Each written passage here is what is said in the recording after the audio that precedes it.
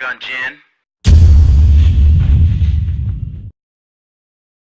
So I am here with Alex Ferrari, who I'm a big fan of, and I believe is one of the patron saints of modern day indie film, as well as the proprietor of Indie Film Hustle. Which, if you're not about that indie film hustle, you've got to get on it. I I'm not worthy, sir. I am very much like a fan of your podcast, a fan of your YouTube channel. I mean, I'm just going to start with my first question. Since you were talking to a child of Broken, I am one of the people who bought Oh, Broken in wow. 2005. I bought that DVD because I remember the whole hype around that DVD and stuff like that. And like Quentin Tarantino had said a thing about it, and Roger Ebert had reviewed it, and it was like a big deal. And if you were an indie film, like Broken was a big deal. And so I bought that DVD, man. Like, so I've been a fan of you since the OG Oh, days. Like, oh man, that means all. You're an OG fan. I truly appreciate it, man. I mean, I can't believe that I still talk about that little short film that I did almost. I think we're getting close to well, I how mean, it's been 13 years now. yeah, 14 years. 14 years. you remember as well as I did. The DVX came through and just changed the game. Like everybody was about Oh. that camera, and Hmm. it was just like the darling for a very few years. And then you came out and like just hit it right at that point where it was like at like peak popularity with that. I think it was just about to win the cinematography award at Sundance, and Hmm. then you like came out with that, and it had all that crazy action in it and all those special effects. Hmm. And people were like, you shot this on a video camera? It's crazy. Like, so I'm a big fan. I bought that DVD back in the day. Um, I believe back in the day it was something about rights or something like that. But you basically made the behind the scenes and Hmm. the tutorials and stuff like that, so you could sell the DVD. Is that right, or am I wrong on that? Yeah, yeah. Basically, what I wanted to do was I wanted to create a product that I could actually sell, and no one's going to actually buy a 20-minute action film Yeah. in 2005 on DVD, and the online streaming situation was not anywhere where it is today. So I was like, well, I don't think anyone's going to pay me money for this short, but if I make a film school about how I made it, I think it might actually sell something. And there was nothing on the marketplace, as strange as that might sound. There was nothing in online teaching filmmakers how to make films with everyday gear like Final Cut Pro or Shake for visual effects or the DVX 100A. And it was kind of revolutionary in the sense that I was one of the first, if not the first guy to do that back in the day. I mean, I shot that in 2004, released it in 2005, and the DVD was in the summer of 2005, and it blew up. I mean, we sold over 5,000 copies of it, with me and my producing partner at the time, literally packing it up and shipping it out of our bedrooms. So it was a pretty insane it was a pretty insane thing, and people still talking about it. I still run into guys like you who's like, hey man, I bought it back in the day. I'm like, Yeah. wow, that's insane. And I actually heard stories of it being passed around USC Film School and UCLA and Full Sail and all these other places that are like, it was kind of like the bootleg quiet, like, like, I mean, I don't even know how many people bootleg that damn thing, but it must have gone farther than just people buying it on DVD. Hmm. And I still get people talking to me about that. I mean, I don't know how many other short films from 2005 are still being talked about today, but it's insane, man. So it worked out. It worked out. I believe. I mean, yeah, I think you're right. Nobody else was doing it like that. I'm pretty sure. Like it was the Film Riot before Film Riot was Film Riot. Oh, Film Riot was 5 years away, 6 years away, if Yeah, I'm not yeah. mistaken. So, Yeah, Rocket so Jump didn't start till 2010. None of those guys. I mean, there was just nothing. Um, it was just nothing that was cooking to make it work. So it just didn't work. There was nobody there. Excuse me. There was just nobody doing it, and it was pretty insane, man. It was pretty insane. I wish I would have just stayed on YouTube because I would be having a very different conversation. I know. I'm right there with you because I remember thinking like, I remember having a conversation with my father. I think around that time when I was about to do my first movie, and I was very much hoping that we were going to get go for distribution, and I remember saying to my father like, I don't want it to just be like just be some guy on YouTube, and like I'm eating my words now. Oh God! I mean, I was literally. If you go back, you will find tutorials that I uploaded from the DVD onto YouTube years ago, and there was nobody doing YouTube tutorials. No, and if I that. would have just stayed on that path, I would own this situation.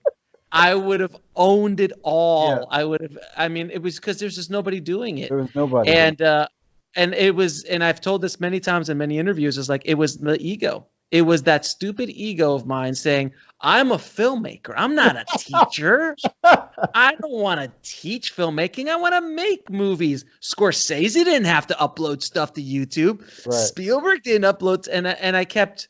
And that kind of hurt me in a very big way. And it took me 10 years before I launched Indie Film Hustle.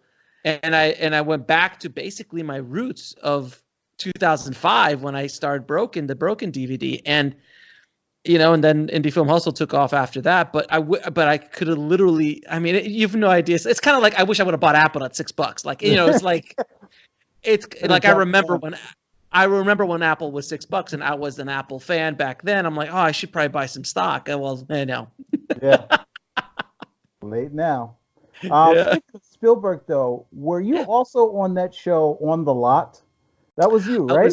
I never made it on the lot. I was on Project Greenlight for 5 seconds in season 2. At the opening of 5 seconds, I actually put up a YouTube video about it. But I was on season 2 of Project Greenlight. I was in the opening montage. You see me, and you have no idea when that aired on HBO. I had friends of mine calling me, "Was that just you on HBO?" I'm like, "Yeah, that was me."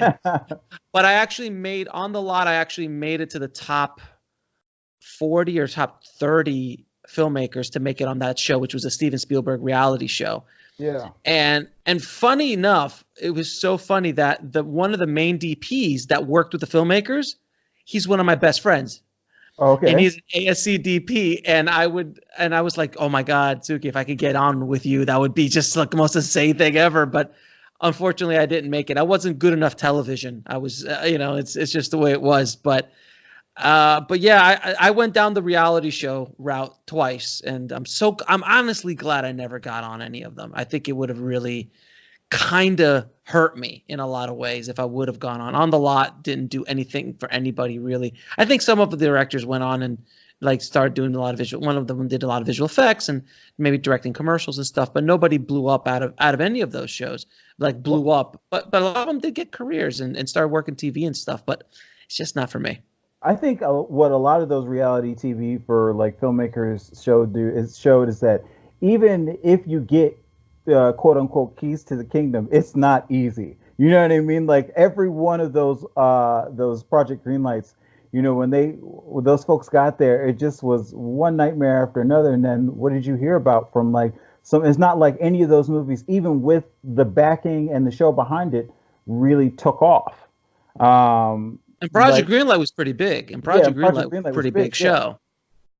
Especially that last season where they had all that controversy and stuff like that. But it wasn't like any of those films took off and stuff like that. It just shows that even if with $1 million, like it's still possible to do something and have it like not take off. Oh, my friend, I've worked on many of those films myself as in post that I spent $2 or $3 million and nothing. It just fizzles and dies. But if anybody wants to see a really good kind of reality show based on filmmakers, Rebel Without a Crew, Robert Rodriguez's show. I'm a huge fan of that. I saw the first episode when it was on Go 9. Man, it was so good. I saw the whole series. I binged the whole series like in a day. I was obsessed about it. And I've had 2 of the filmmakers on the show. And I've talked, and then of course I called them right away. I'm like, So what really happened? So what's going on back here? Like I became a fan. I became like a fan of the show. But it was such a wonderful show because it wasn't about the drama. It was about the filmmaker. It was about showing filmmakers in a good light. It was about trying to get it out there. It wasn't, and that was one thing that I came from the very top. Robert's like, I don't want to show people fail. I don't want to show people like, with drama and all that kind of stuff. Of course, there was a little bit of drama because that's filmmaking, but nothing like what you saw on Project Greenlight or On the Lot or these kind of things where they just built up the reality show aspect of it. Rebel Without Crew, but without question, is probably my favorite reality show based on filmmakers. I think I'm like 2 degrees removed from Robert. I'm pretty good friends with Ed Sanchez, and he lives like 20 minutes from me, and we talk all the time. And Ed works with Robert, and now we're connected, and I'm just like, I'm getting closer and closer to meeting that man. I swear to God. Like, I had my first date with my wife. We went and saw Sin City, and like I reread Rebel Without a Crew. Great first date. It's one of my favorites. But I've reread Rebel Without a Crew, and I think I've plugged that book at least 3 times on my channel already. I think it's the Indie Film Bible. I'm a huge fan. So I've had a lot of folks say to me online that if you're making a movie at these micro budget levels, I wanted to talk about this, that you're doing folks a disservice, and that everyone who works with you, you're sort of hurting them because you can't necessarily pay them. And if you get these talented people together, like for these little micro budget movies, are you actually doing anything to help them, or are you actually doing them like wrong? And I was wondering what your thoughts on that. Oh, let me loose, baby. Let me loose. All right. So look, that's looking at it from a very, very narrow perspective. All of these movies that, I've done multiple micro budget films. I've done films that I did a short film that cost nearly $50,000, which is the stupidest thing I ever did. But it's pretty and it looked nice. But I always try to pay everybody something. I try not to let them work for free. It all depends on what's going on. Like if actors show up, we're going to pay them the minimum of the day. Whatever that SAG minimum is, which is like $100 or $125, I think, for the day. Yeah, it's like $129. Yeah, something like that, right? So I try to pay everybody that, and then I either make a deal with crew members where, like, look, guys, we're going to pay you X amount of dollars for the shoot, or whatever we can afford. This is my feeling about it. With the crew, I go, look, either they're young and they want experience, or 2, they're going to get paid a little bit and they're going to get some experience. If the movie blows up, which I have not had the pleasure of having anything like that happen to me, where all of a sudden it's paranormal activity, then, I have contracts, I have agreements all laid out saying, look, if it's going to be something on a deferred or you're going to get a point or something like that, great. I'm not that guy. If I'm going to make a ton of cash on something, I'll pay everybody something equivalent when the time is right. But is it better to be sitting around at home talking about making a movie, or is it better to go out and make a movie? And that's the way I look at it. Like, you're doing nothing, I'm doing nothing. Let's go make a movie, and we'll work out a deal in regards to if anything happens to it. But as you know as well as I do, chances of money being made on a movie that from people who've never done it before, or so even people who are experienced, to make a ton of cash on it, to the point where, the crew member who did sound really wants to get a little extra bump, is so rare. I mean, that's a lot of people are just like, I feel like sometimes it's just like angry and bitter. I always say people like, we all know an angry and bitter filmmaker. And if we don't know an angry and bitter filmmaker, you are the angry and bitter filmmaker. So it's so true. I was the angry and bitter filmmaker for so many years. It's not even funny. But I always like, look, this is a collaboration, man. We're all trying to get something done. Let's let's go. So like my last movie I did on the corner of Ego and Desire, where I brought out 3 actors. I flew them out from New York to Sundance, where we shot our movie, which was the first narrative film ever shot guerrilla style at the Sundance Film Festival. That's a thing, man. Oh, that is a thing. It's going to be coming out very soon, and I can't wait we'll talk more about that movie later. But the point was that I brought the actors out, and they were just so happy to be doing this. I'm like, look, guys, we're going on an adventure, man.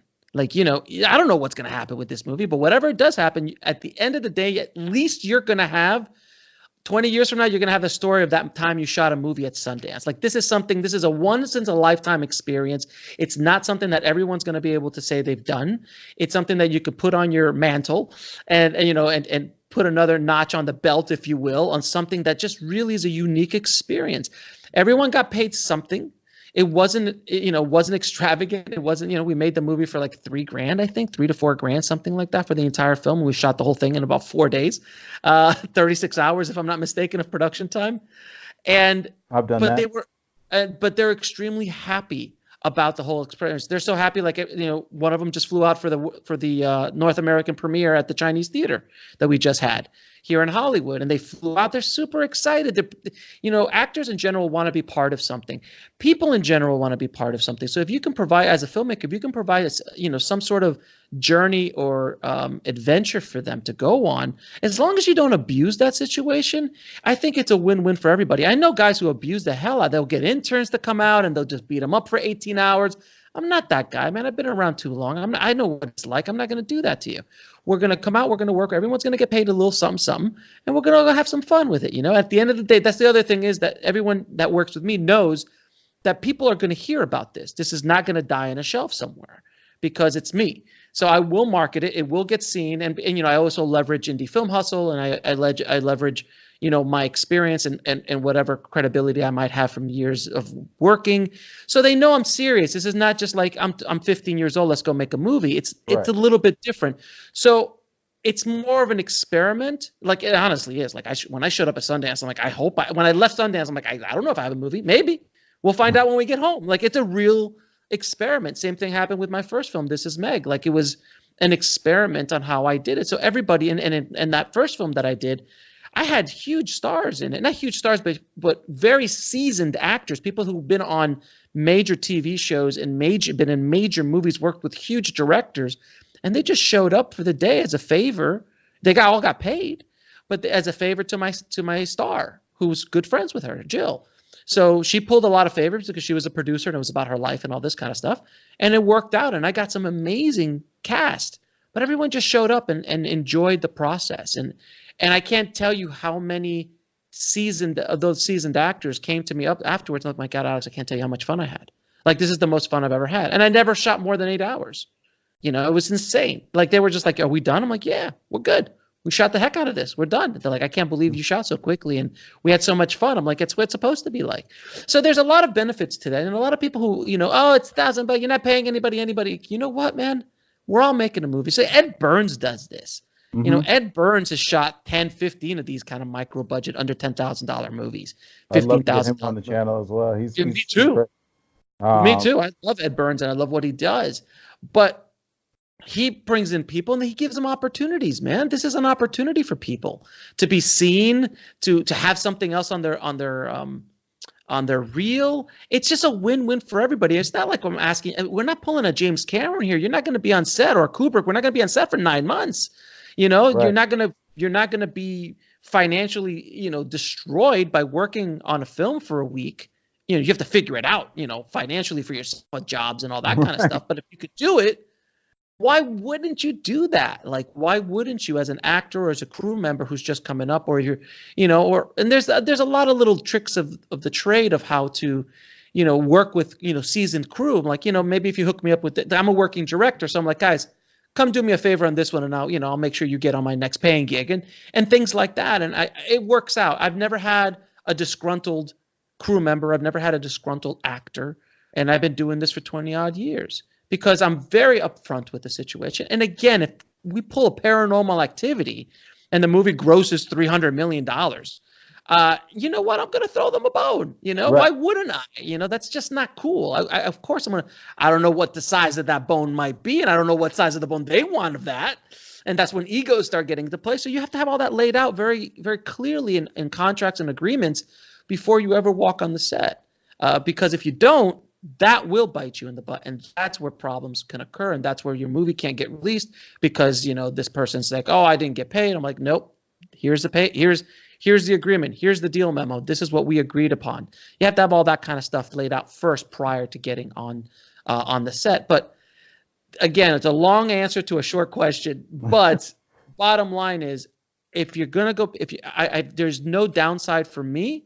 Not only as the filmmaker, but if I was a crew member, which I did a lot of that stuff prior to doing my own stuff, and actors specifically, anytime you can get decent production value on your demo reel and you're working and it shows that you're working, why wouldn't you as an actor come out and do it? Like, it makes no sense unless you're a working actor and you've got no time and you don't need that anymore. Right. That's fine. But a lot of times even those guys want something fresh, something kind of unpredictable, something cool to do. And that's what happened on my first film. Had all these seasoned actors who'd worked with James Cameron and Spielberg and Soderbergh and these kind of actors. They're like, man, I had such a ball working with you, because it's something out of the ordinary. It's an experience that they're not used to having. And it really, you have to provide value. This is the biggest advice I could give anybody wanting to do a micro budget. You have to provide value to the people working with you. You have to provide value to the actors. You have to provide value to the crew working with you, because that's what's going to get them excited about coming. That value could be experience. That value could be a reel. That value could be a little bit of money.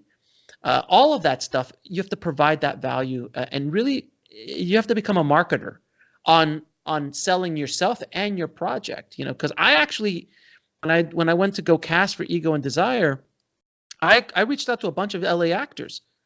Nobody wanted to go, and it wasn't particularly because of money. It was because of the fear of doing what I was attempting to do. Like, we're going to go out to Sundance, shoot a movie with a scriptment. Without really a lot of, like, we have a loose out, not loose, like we have a tight outline, but we're going to improv a whole lot. We're going to steal all our locations. We're going to run around Sundance, and we're going to do this, and we're going to shoot it in 4 days. That's terrifying for an actor, because, you know, but I literally talked to a bunch of actors, some seasoned, some not. And they're like, I literally had one actor said, yeah, I can't do that. They're going to arrest me.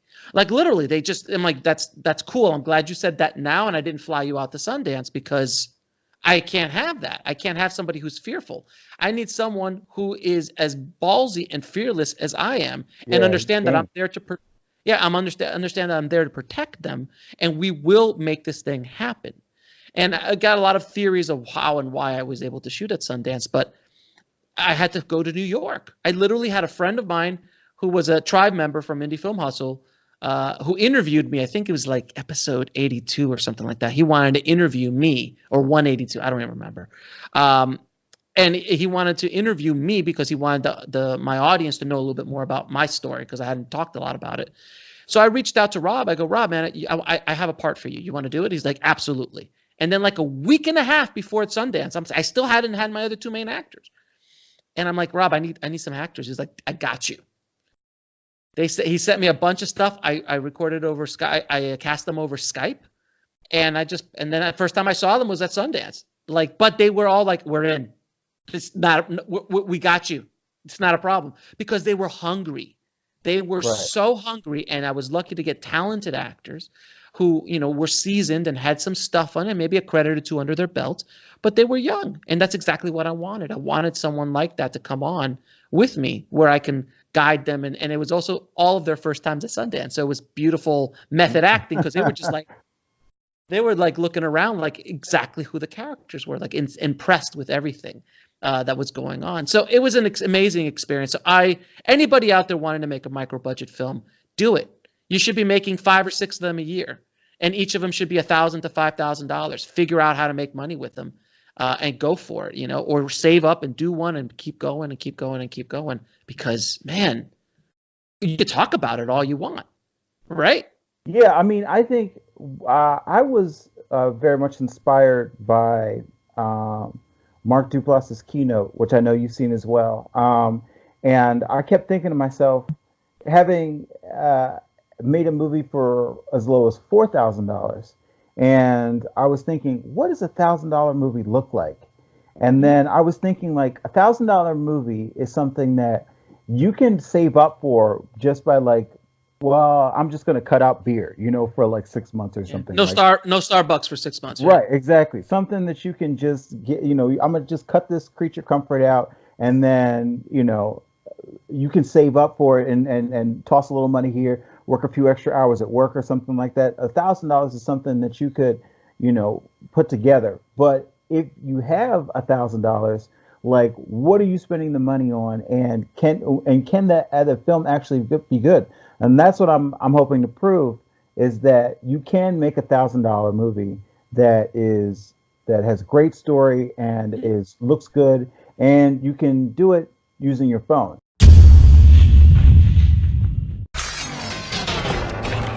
Yeah, you love it, Qui-Gon Jinn.